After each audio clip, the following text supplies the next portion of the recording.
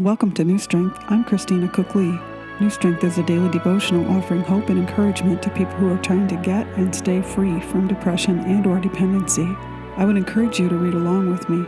If you're viewing directly on YouTube, check the description area below the screen for instructions on how you can. Thanks for joining me. Our topic is You're Not Alone. The focus, walking through the valley of anxiety and panic. The scripture, Psalm 23, verse 4 from the New King James Version of the Bible. Yea, though I walk through the valley of the shadow of death, I will fear no evil, for you are with me. Your rod and your staff, they comfort me.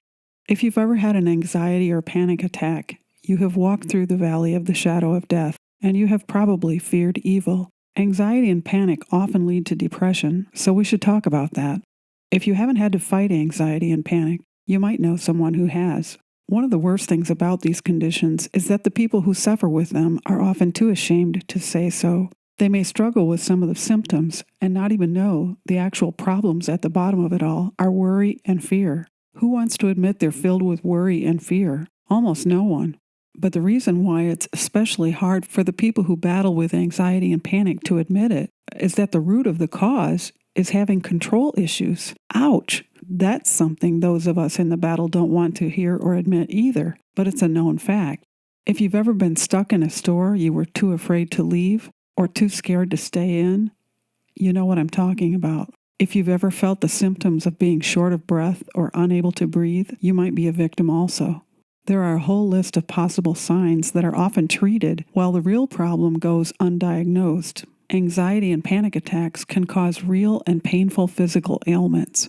I'm going to share some of the possible symptoms I found through the internet which were reported by people who have had anxiety and panic attacks. You may have suffered with some or many of these. It's a very interesting list.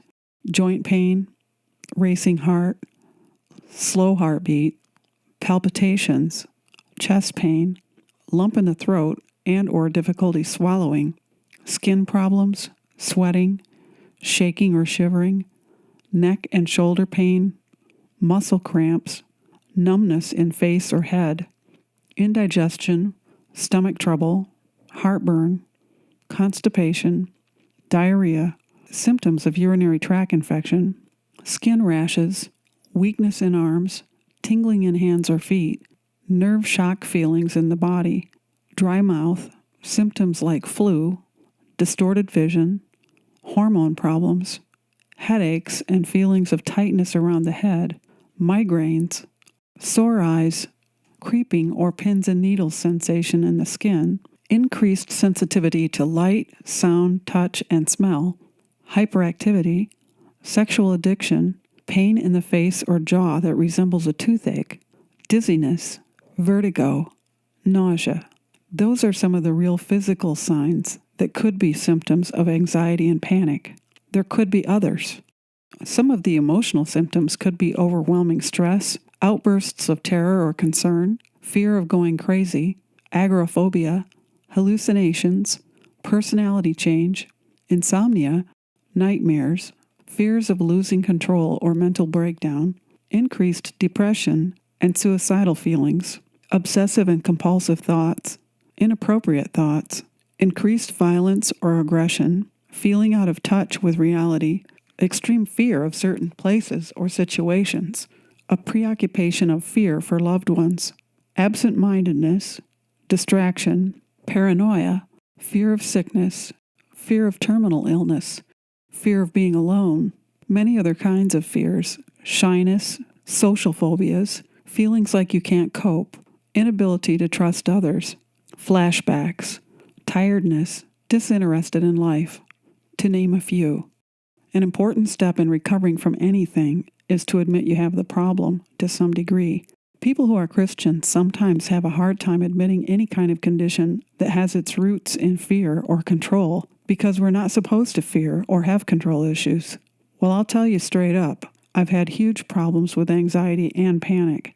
I'm doing better now, but a few years ago, the aftermath of an unpredictable encounter with a man in a woman's restroom sent me into a totally unexpected meltdown.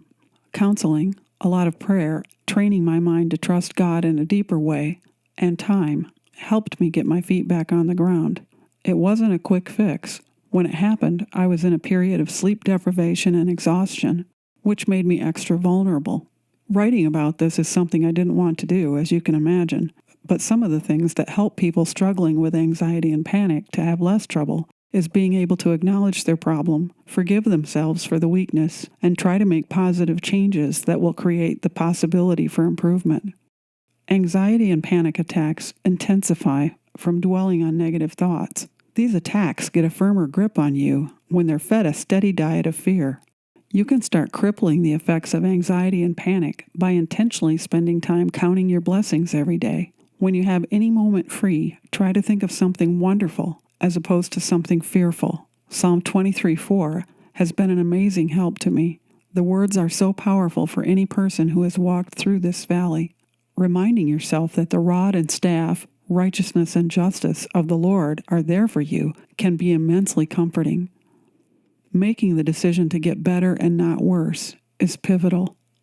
Declaration: I will find new strength by recognizing that anxiety and panic are not going to continue to rule over me.